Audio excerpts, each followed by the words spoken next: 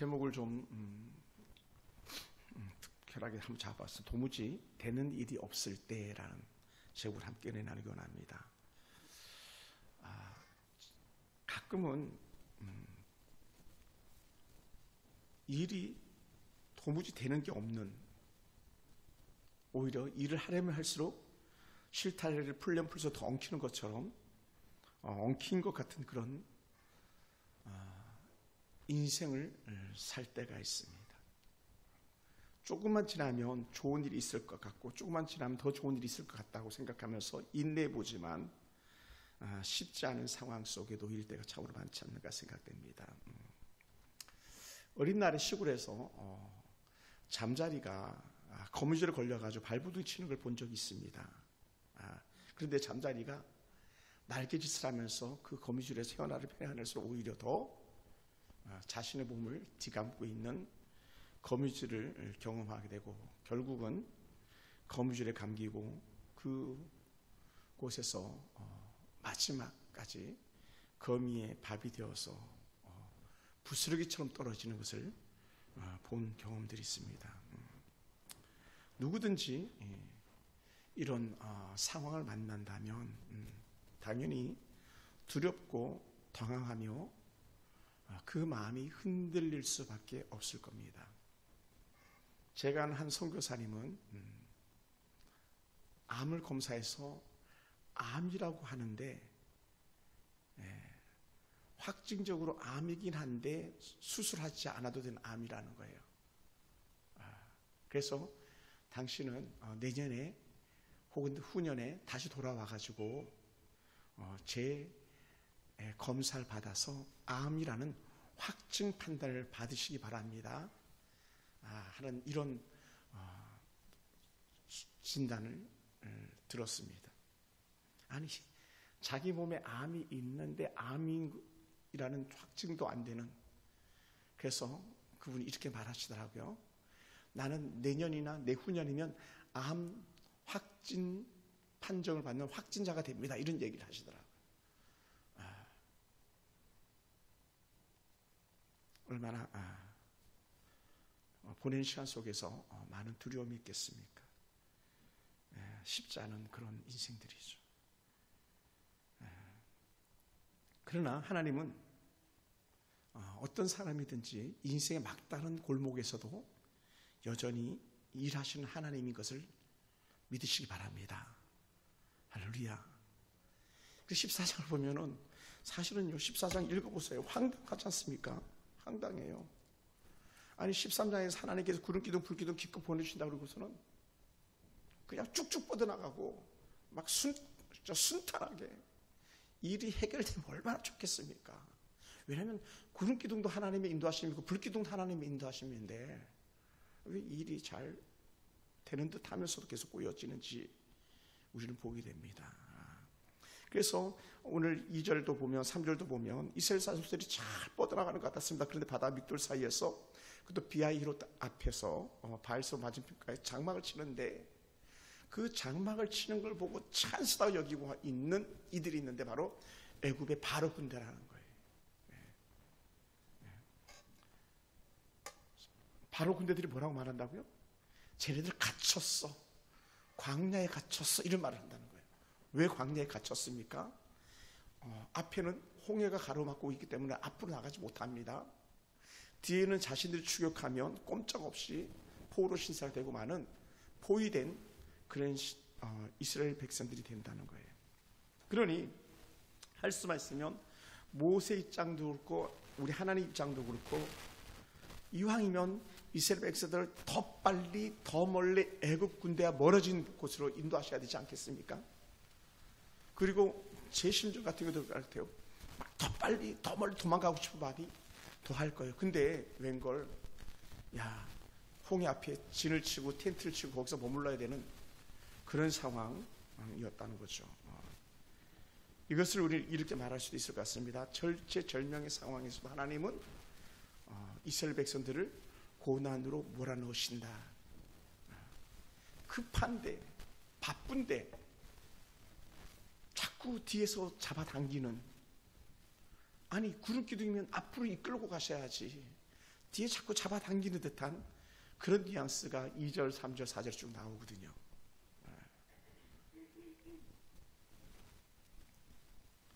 하나님은 이 백성들을 그렇게 위기 가운데 몰아넣는 이유가 있다는 거예요. 한번 따라해볼까요? 하나님은 다 기쁜 뜻이 있습니다. 제가 설교하니까 그렇지 사실은 이거 되게 힘든 거예요. 지금 제가 이런 모세와 이스라엘 백성과 같은 상황을 만나지 않았기 때문에 하나님은 더 깊은 뜻이 있습니다 이렇게 말할 수 있는 거예요. 근데 사실은요 쉽지 않아요. 지금 감옥에서 윤석열 대통령이 열심히 성경책을 보고 계실 거예요. 성경책을 넣어달라 그랬으니까. 김준욱 목사님이 성경책을 넣어줬다 그래서 서명해가지고 말씀 한 구절 주면서 성경 이걸 봐라 하면서 줬다는데, 아니 대통령이 감옥에 있는 상황, 전 국민이 대통령이 감옥에 있는 상황을 봐야 되고, 한쪽에서는 잘 됐다 그러고 한쪽에서는 안 됐다 그러고 막 양대 진영이 막 나눠져 가지고 정말 얼마나 살벌한 분위기입니까? 이건 정말 답답한 거거든요. 자녀들이 그래도 나이 20 넘고 30 넘으면 잘 돼서 좋은 소리 들으면 좋겠는데 들려지는 소식이 막 오히려 더 두려움과 또 공포, 미래에 대한 불확실한 소식들이 막 들려진다면요, 부모 입장에서는요 너무 힘든 거죠. 그런데도 하나님은 꿍꿍이 속이 있더라는 거예요. 꿍꿍이 속이. 어떤 속이 있을까요? 우리 4절을 같이 한번 읽어볼까요? 4절.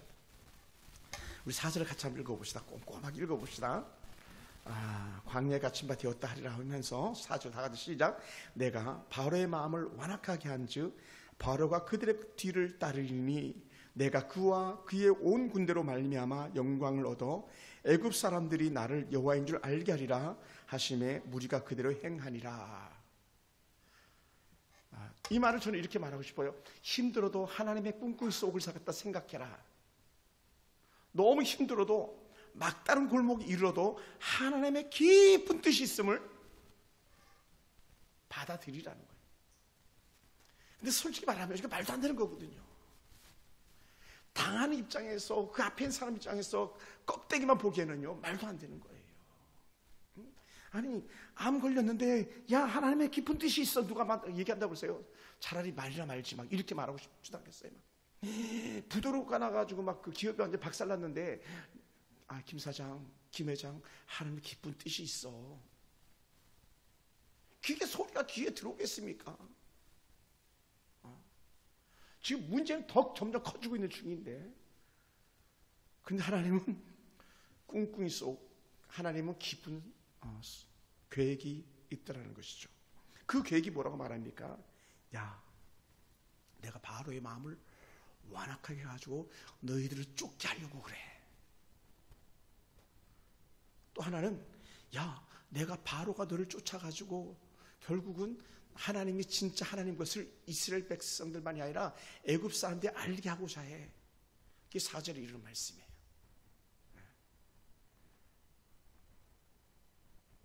하나님은 이스라엘 백성들에게 꿍꿍이 속을 가지고 있으면서 이전에 애굽에서 10가지 재앙으로 이스라엘 백성들을 하나님인 줄 알게 하고 애굽 사람들에게 두 손 바짝 들도록 했던 그 사건을 다시 새롭게 상기시키도록 하시는 그런 하나님의 놀라운 계획이 있음을 우리는 보게 되는 거예요. 그러니까 하나님의 그 신묘막침이라고 했는데 하나님의 그 깊은 뜻을 우리 같은 어리석고 미련한 자가 어찌 헤아리겠냐는 거예요. 우리는 어떻습니까? 당장 눈앞에 좋은 일만 있어야 되고 당장 눈앞에 쉬운 일만 있어야 되는데 정말 머리에서 지워버리고 싶고 되돌려버리고 싶은 그런 일들이 우리 앞에 생겨났을 경우에, 또 경험했을 경우에 우리는요 견디지 못하는 것이죠. 여러분, 그런데도 불구하고 우리는 꼭 기억해야 될 게 하나가 있다는 거예요. 그게 뭐냐? 큰 고통을 겪어보지 않으면 어떤 것도 우리가 감히 얻을 수가 없다는 거예요.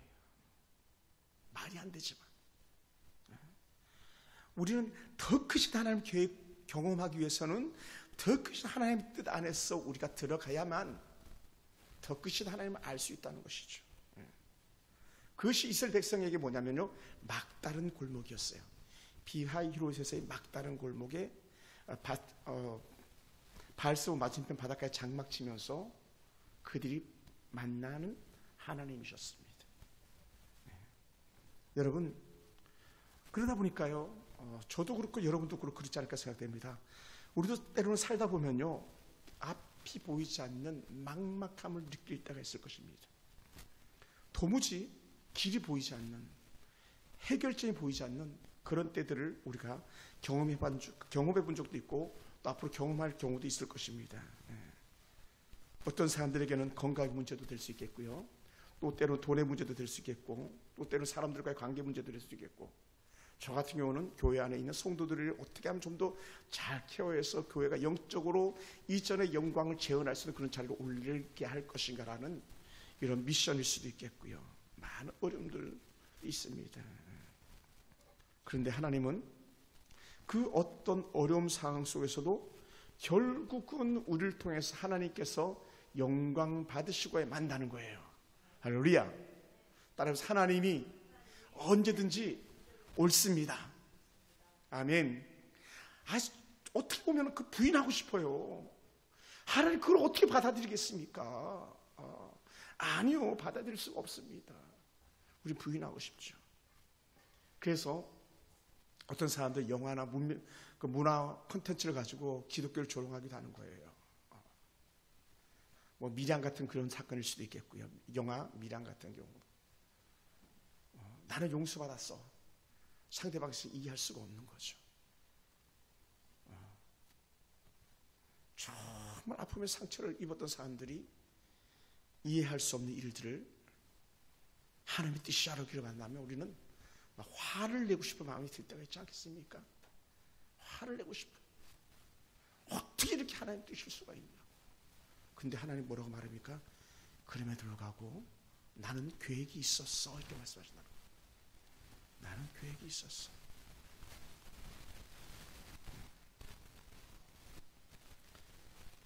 그러면 사랑하는 성도 여러분, 우리 이성으로는 이건 아니야 라고 하는 인생의 막다른 골목에 다다른 사람처럼 여겨질 때에 우리가 한마디를 툭 하나님께 던져 올려야 될 줄 믿습니다. 뭡니까? 나는 그럼에도 불구하고 하나님의 계획을 믿습니다. 할렐루야. 말도 안 되는. 그럼에도 불구하고 나는 하나님의 계획을 믿습니다. 받아들이기 쉽지 않아요. 저도 설교자지만 쉽지 않아요. 24장을 설교를 준비하면서 쉽지 않았어요. 그래서 막 일부러 막 옥상 가서 빙빙 돌았어요. 옥상 가서 빙빙 돌고 그냥 괜히 하늘만 쳐다보고 막 그랬어요. 받아들이라고. 쉽지 않은데요, 하나님.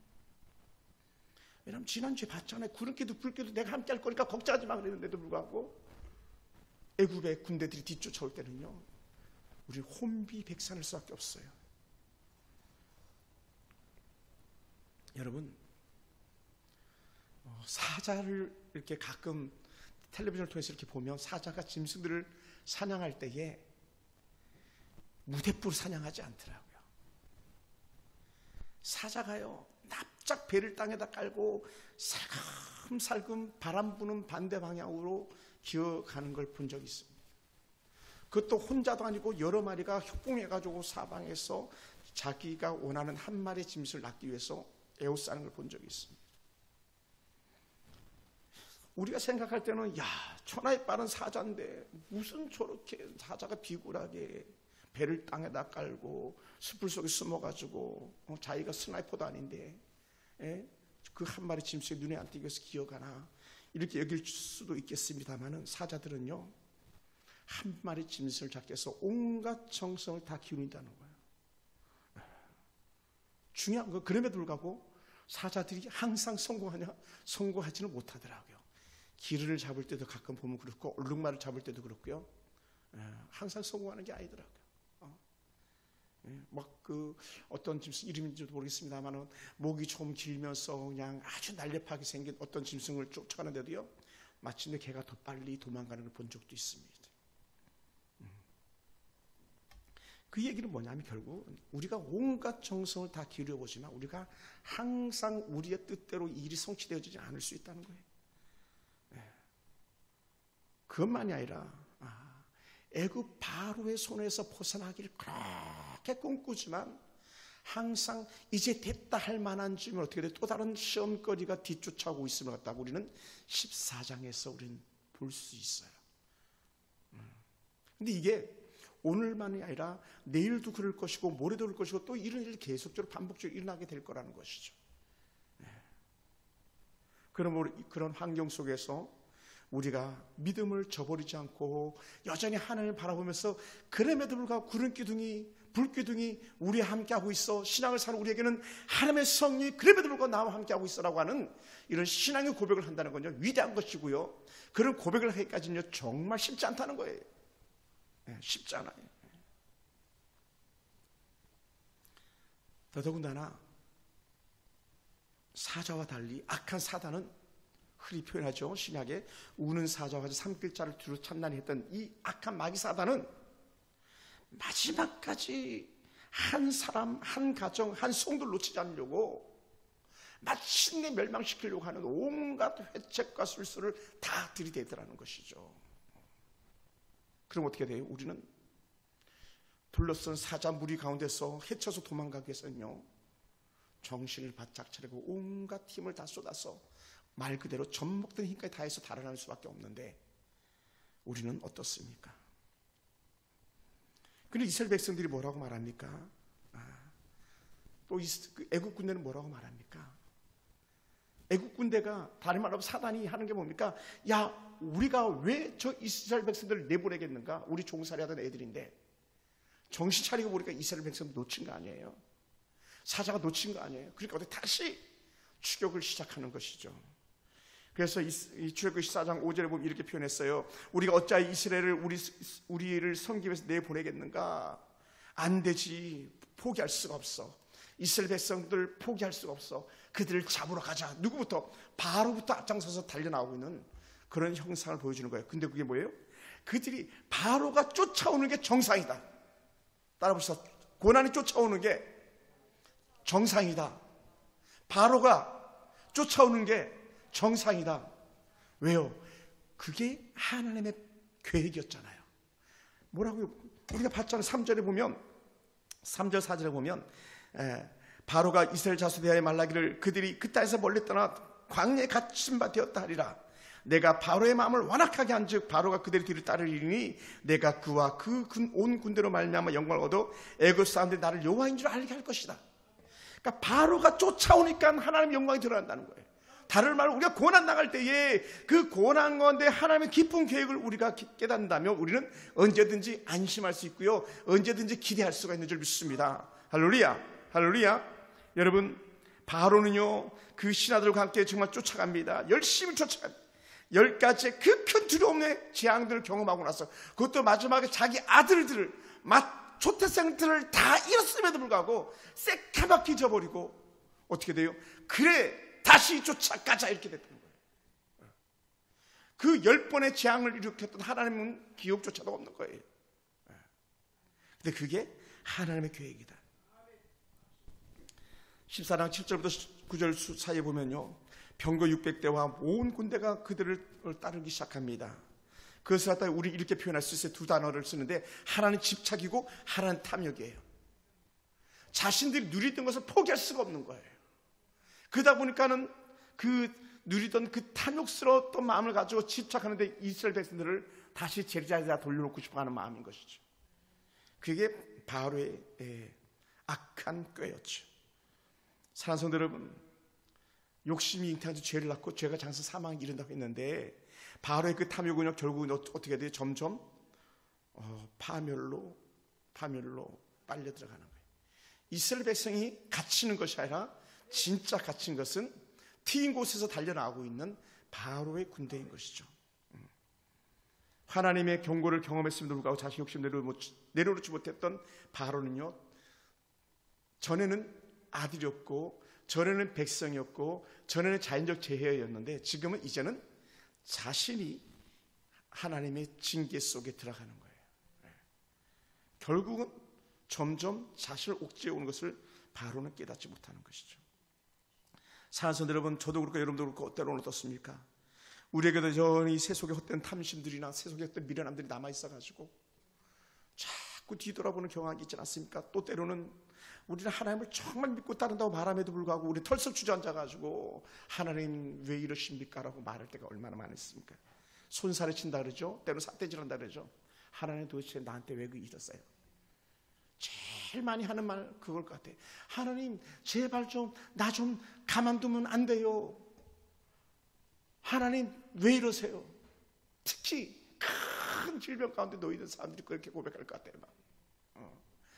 여러분, 큰 암 환자들은요 죽었다 살았다 그냥 총각을 다투면서 울다가 하는 거예요. 좀 나아진 것 같으면 막 와 하는데 또 좀 지나면 어떡하지 막 이렇게 나오면요 얼마나 그 마음이 들겠어요.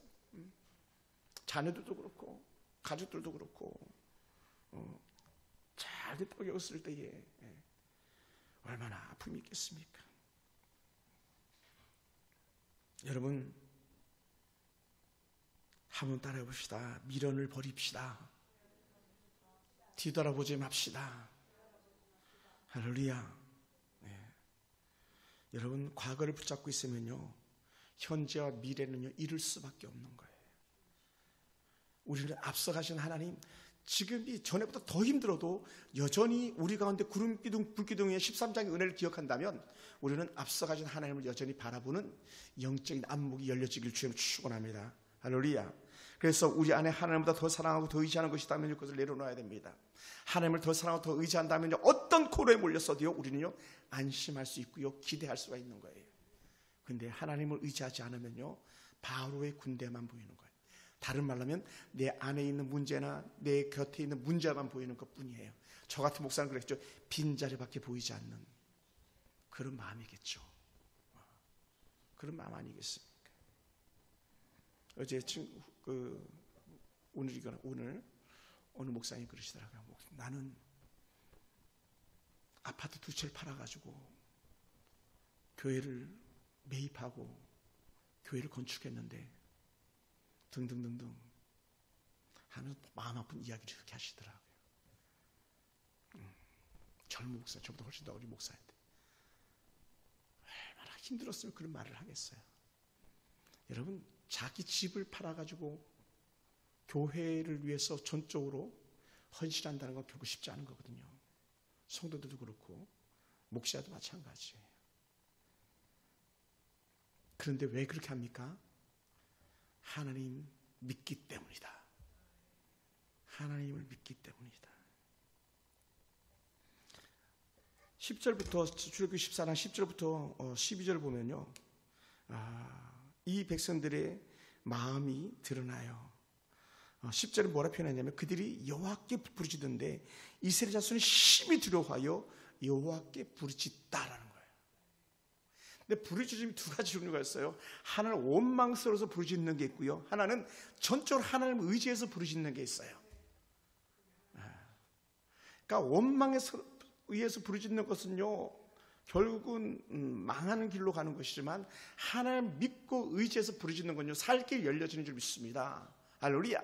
그런데 우리는 대부분이 거의 한 100번 중에 한 10번 정도, 아니 난 9번 중에 1번 정도는 하나님께 부르짖어서 와 주님 살려주세요 이렇게 할 때가 더 많고요. 근데 9번은 그냥 환경, 형편, 처지를 원망하면서 그냥 통곡으로 끝나는 경우들이 더 많은 것 같아요. 제가 볼 때 그렇습니다.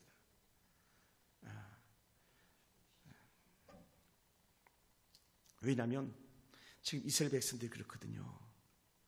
뒤에 막 바로의 군대가 정신없이 쫓아오는 거예요. 그때 10절에 보면 바로가 가까이 올 때에 이스라엘 자손이 눈을 들어 본즉 애굽 사람들이 자기의 뒤를 잃은지라 이스라엘 자손은 심히 두려워하여서 여호와께 부르짖었더라. 근데 이 부르짖음이 하나님의 부르짖음이 이게 주여 살려주세요, 하나님 살려주세요, 하는 내 아들 내 딸 우리 가정 우리 기업 우리 교회 살려주세요 막 이렇게 돼서 좋은데 그게 아니고요 그냥 원망스럽게 부르짖을 수 있다는 거예요. 그게 뭐냐? 뒤에 나오거든요. 뒤에 나와요. 왜? 그들은 너무 힘들었거든요. 너무 두려웠거든요. 그래서 11절에 보면 그들이 또 모세에게 이르되 애굽에서 매장지가 없어서 당신이 우리를 이끌어내어 이 광야에서 죽게 하느냐. 그냥 애굽에서 죽게 내버려두지. 나중에 하면 또 그런 말 또 해요. 이 죄는요 계속 옛사람을 추억하게 하는 거예요. 옛것을 추억하게. 죽게 하느냐, 이 광야에서 죽게 하느냐, 어찌하여 당신이 우리를 애굽에서 이끌어내어 우리를 이같이 하였느냐, 바로의 군대가 여기까지 쫓아서 우리 죽이게 하느냐라고 하는 것을 바로가 쫓아올 때의 원망 섞인 말로 모세를 갖다가 닭달치는 그런 이스라엘 백성들을 보게 됩니다. 이게요 우리 일상 속에 나타나는 일일지도 몰라요. 지도자를 향한 닭달, 주변 환경을 위한 닭달일 수도 있을 거예요. 애굽에 매장지가 없어서 여기서 우리를 죽게 하느냐. 이거보다 더한 원망 섞인 말이 어디 있겠습니까?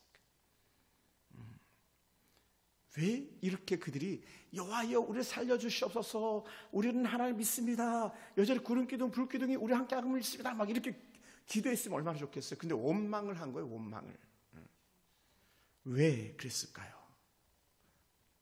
그러니까 우리는 사실은 막 믿음이 좋은 것 같다가도 순간에 새카맣게 잊어버리는 듯한 그런 신앙이 있을 때가 있어요. 그러니까 우리 함부로 누구든지 교만할 수가 없는 거예요. 뭐냐?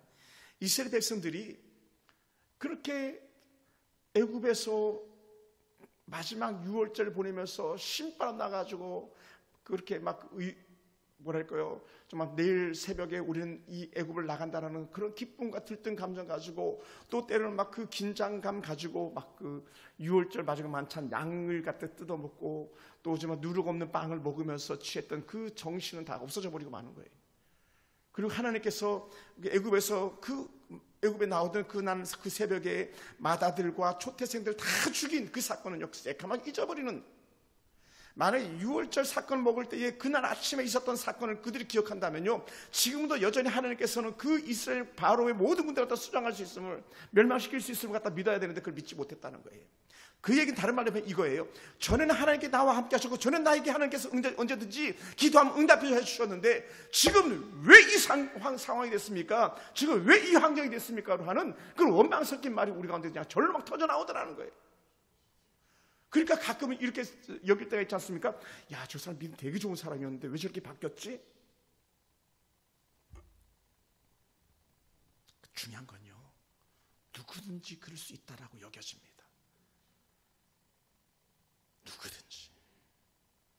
지금 이스라엘 백성들이 14장에 등장하는 이 사람들만이 아니라 오늘 우리도 똑같은 상황에서 고난당하면 똑같은 고백이 나올 수밖에 없다는 거예요. 그 좋은 모델이 있는데 누굽니까? 우리 잘 아는 엘리야 같은 경우가 그렇게 아하왕 앞에서 담대했고, 그 바알과 아세라를 섬겼던 그 제사장들 850명 앞에서도 막 당당했던 엘리야 아닙니까? 근데 한낱 이세벨, 그 여인 하나 때문에 막 지가 죽어가지고 풀이 죽어가지고 꽁지가 빠지게 막 도망가는 그런 엘리야. 그러면서 했던 말이 뭡니까? 하나님 차라리 나 죽여주세요. 도대체 하나님 나 죽여버리세요. 이렇게 살 바에 나서 못 살겠습니다. 천하의 엘리야인데, 예수님과 비교되어지는 구약의 인물이 엘리야인데, 세례 요한과 비교되어지는 인물이 엘리야인데, 따라해 봅시다. 내 신앙이 다운될 때에 당연한 것을 여깁시다. 할렐루야. 그러면요, 다시 새롭게 뉴 스타트, 새로운 시작을 이룰 수 있습니다. 할렐루야. 끝난 게 아니라니까요. 내 신앙이 다운돼가지고 절망하고 탄식하고 너의 하나님 어디 계시냐 외치는 조롱소리 들을 때 막 낙심 가운데 있다가도 우리는 다시 용술처럼 튀어오를 수 있는 은혜가 있어요. 왜? 우리 하나님은 죽은 하나님이 아니라 살아계신 하나님, 우리 하나님의 애굽에서만 하나님이 아니라 여전히 광야에서도 여전히 우리 하나님 되시기 때문에 그런 줄 믿습니다. 할렐루야. 할렐루야. 사랑하는 성도들, 두려움은요 우리 이성, 우리의 판단력을 다 마비시켜버리고 맙니다. 우리에게 분별력을 다 잃어버리게 말아요. 잃어버리게 하고 맙니다. 또한 우리의 그 두려움, 우리의 정말 그 걱정과 근심은요, 하나님께서 이끌어줬던 지난날의 모든 은혜스러웠던 상황들을요 다 날려버리게 만들어버리는 그런 하나님이 우리의 모습인 것을 알게 됩니다. 따라합시다. 힘들수록 더욱더 정신을 차립시다. 할렐루야. 그러니까 우리는요, 눈에 보이는 문제만 바라보면요, 하나님의 은혜와 하나님의 약속은요 다 잊어버리고 두려움과 오늘 우리 앞에 놓여있는 현실에만 집중해가지고 다 망한 것처럼 여기고 그냥 터져 주저앉아 버리는데, 우리는 그럴 때 더욱더 다시 하나님의 은혜를 바라볼 수 있는 영적인 안목이 필요해요. 여러분, 하나님께서 과거에도 여러분에게 베푸신 은혜를 잊지 않았음을 믿으시기 바랍니다.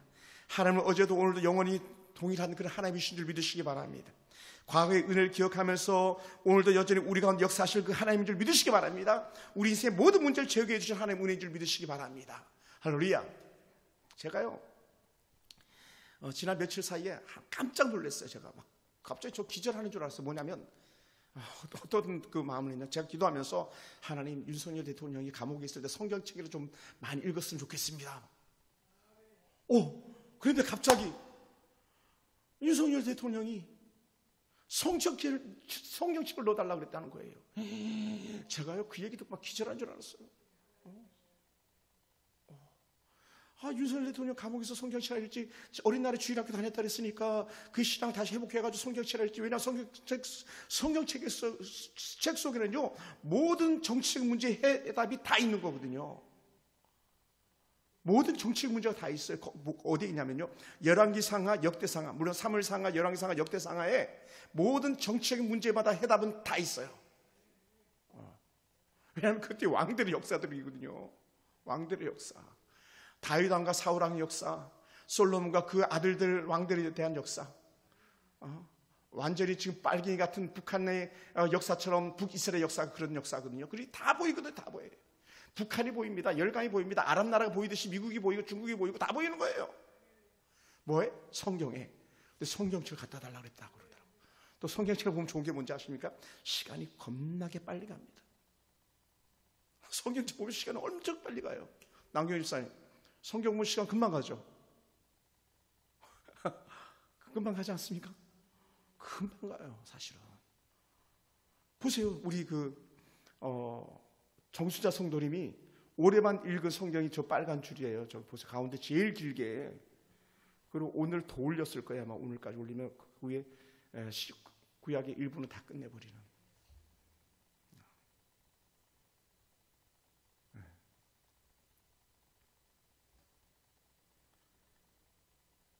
사랑하는 성도 여러분, 우리 하나님은요, 어제도 오늘도 여전히 내일도 동일하게 역사하신 하나님인 줄 믿습니다. 과거에 우리 함께 하시던 하나님, 오늘도 함께 하실 것이고 내일도 여전히 함께 하실 하나님입니다. 대한 사람 대한으로 우리나라 만세 하는데, 하나님 보호하사 우리나라 만세거든요. 우리나라만이 아니라 우리 가정, 우리 교회, 여러분 개개인, 하나님 기쁘신 계획이 있을 뿐이지 우리가 그걸 믿지 못하고 바라지 못해서 그런 것이지, 하나님 기쁜 계획을 믿습니다.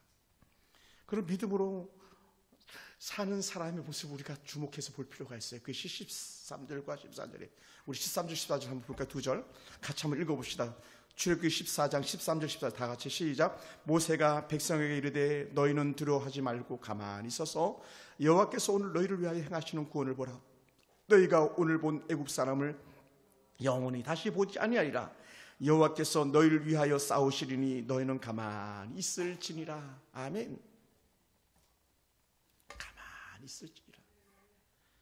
하나님이 대신 싸우실 것이다. 가만히 있어라. 지금 우리 힘으로 해결할 수 없는 것들이 무엇이 있습니까? 가만히 있는 거예요. 뭐 하면서? 하나님을 기대하면서. 하나님, 우리 하나님이 어떻게 하실 것인가 보자. 나오미가 룻에게, 보아스에게 그 며느리 룻을 보내면서 했던 말이 뭔가, 우리 하나님이 어떻게 일하시는가 보자. 똑같이 고백해야 돼요. 우리 하나님이 여러분에게 어떻게 일하시는가 보자. 여러분의 자녀들에게 어떻게 일하시는가 보자. 우리 교회와 우리 나라에 우리 하나님이 어떻게 일하시는가 보자. 그래야 돼요. 할렐루야. 아무리 헌재에 있는 사람들이 극좌파일지라도, 대법원의 사람도 또한 어떤 사람일지라도, 또 이 나라가 지금 어수선 엉망진창인 것처럼 보이고 악한 자들이 득세한 것처럼 보일지라도 우리는 다 대답을 해야 돼요. 애굽에 소돔 쫓아오셨던 그 애굽 군대를 우리 하나님께서 어떻게 처리하는가 보자. 그럼 되는 거예요. 한번 따라해 볼까요? 하나님이 우리 문제, 하나님이 내 문제 어떻게 하시는가 보자. 아멘. 그 보는 거예요. 하나님이 어떻게 하시는가 보자. 애굽에서 10가지 재앙으로 역사하신 하나님이 바로의 군대를, 또 앞에 도망치다가 가로막힌 홍해를 어떻게 하시는가 보자 하는 이 모세의 이 한마디가 우리의 신앙의 고백으로 되풀이 되어지길 원합니다. 할렐루야. 그래서 뭐라고 말씀합니까? 여호와께서 너희를 위하여 싸우시리니 너희는 가만히 있을지니라. 너희 하나님께서 너희 자녀를 책임져 줄 것이니 너희는 걱정하지 말고 가만히 있을지니라. 너희 교회 책임져 줄 테니 가만히 있을지니라. 할렐루야. 아멘. 어제 제가 전도 물품 수령하러 또 본장까지 갔다 왔거든요. 막 창고 물품 정리해주고 이제 또 물건을 좀 이렇게 마스크를 좀 수령해 왔는데, 야, 이거 다 어떻게 하지? 막 그런 생각이 들었어요. 엄청 많이 갖고 왔거든요. 이거 다 누가 포장하고 이걸 언제 다 나눠주지? 이런 생각이 막 들기도 했었어요. 그런데 어떻게 돼요? 하나님께서 어떻게 하시는가 보자. 사랑하는 성도 여러분, 겨울에는요 나무의 잎새가 다 떨어지잖아요. 그죠? 그런 나무가 스톱하지 않는데요. 겨울에는 나무가 위로 안 자라요. 그죠? 안 자랍니다. 근데 반대로 겨울엔 나무가 아래로 자란대요. 뿌리를 더 깊이 내린다는 거예요. 왜 그러냐? 잎사귀를 통해서 광합성 작용으로 수분을 빨아들여야 될 이 나무가 잎사귀를 통해서 수분을 빨아들일 수 없으니까 더 많은 수분을 빨아들이려고 잔뿌리를 점점 더 멀리 더 깊이 뿌리를 내린다는 거예요.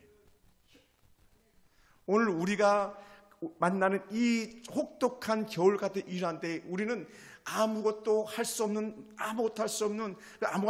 것처럼 보이는 그러한 때에 우리는 뭐라고요? 우리 신앙의 뿌리는 점점 더 아래로 뿌리를 뻗고 더 많은 은혜의 물줄을 찾아내는 그런 시간인 줄 믿으시기 바랍니다. 더 크신 하나님이 일하시는 그런 시간인 줄 믿으시기 바랍니다. 할렐루야.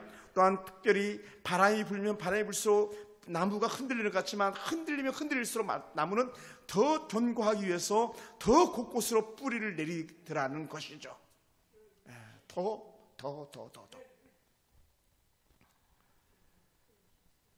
사랑하는 성도 여러분, 지금 눈앞에 어떤 고난들이 있고 어떤 어려움들이 놓여 있습니까? 저처럼 막 가끔은 빈자리 보면서 불 다 끈 교회는 좀 낮에도 깜깜하거든요. 그럴 때 막 두려움이 몰려올 그럴 때도 있는데 여러분의 삶은 어떻습니까? 그럴 때 우리는 이렇게 말해야 될 것 같습니다. 하나님, 믿음으로 하나님을 바라보게 도와주시옵소서. 믿음으로 하나님을 바라보게 도와주시옵소서. 눈에 보이지 않지만 그럼에도 불구하고 여전히 구름 기둥 불 기둥의 은혜가 우리 가운데 있음을 받아들이게 하시옵소서. 할렐루야. 보이지 않는 하나님의 손길이 여전히 저와 여러분 가운데 함께 하실 믿는 은혜가 우리 가운데 있길 줄 축원합니다.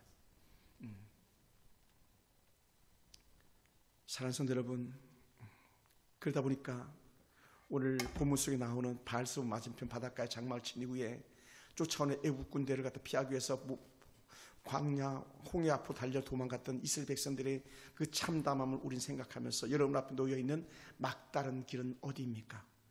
여러분 인생길에서 막다른 상황은 무엇입니까? 어떻습니까? 이스라엘 백성은 홍해라는 막다른 길 앞에 섰지만 하나님께서는 홍해 앞에서 백성들의 그 두려운 원성의 소리를 들으시고 일하시기를 시작하고 계셨다는 거예요. 한 사람 지도자 모세를 통해서 일하시는 거예요. 물론 한 사람 지도자 모세지만 그 한 사람 지도자 모세가 아니라 오늘 믿음이 있는 여러분을 통해서 여러분의 가정과 또 우리 교회와 기도하는 한국의 수많은 기독군들 때문에 하나님께서 이 나라를 위해서 일하고 계심을 믿습니다. 우리 미국을 의지하는 게 아니라 트럼프를 의지하는 게 아니라 하나님이 어떻게 하시는가 보자. 우리가 자녀들을 의지하는 것이 아니라 하나님께서 우리의 남아있는 인생길을 어떻게 인도하시는가 보자. 고백할 수 있는 모세의 고백이 저와 여러분의 고백이 되길 주로 축원합니다. 도무지 일이 안 되고 있습니까? 설상가상이 되었습니까? 그럴 때 우리는요, 두려워하지 말고 가만히 있어 여호와께서 행하시는 구원을 보라 했던 모세의 한 말씀에 귀를 기울여야 될 줄 믿습니다. 그 14절 말씀을 제가 다시 한번 읽어보겠습니다. 여호와께서 너희를 위하여 싸우시리니 너희는 가만히 있을지니라. 여호와께서 너희를 위하여 싸우시리니 너희는 가만히 있을지니라. 그 앞서서 뒤쫓아오고 있는 오늘 본 애굽 사람을 또다시 영원히 보지 못할 것이다. 가만히 있어. 가만히 있어.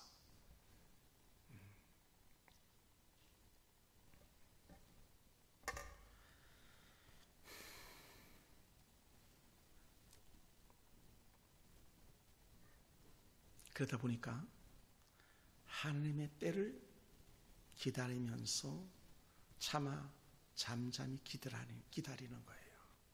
할렐루야. 가만히 기다리는 거예요.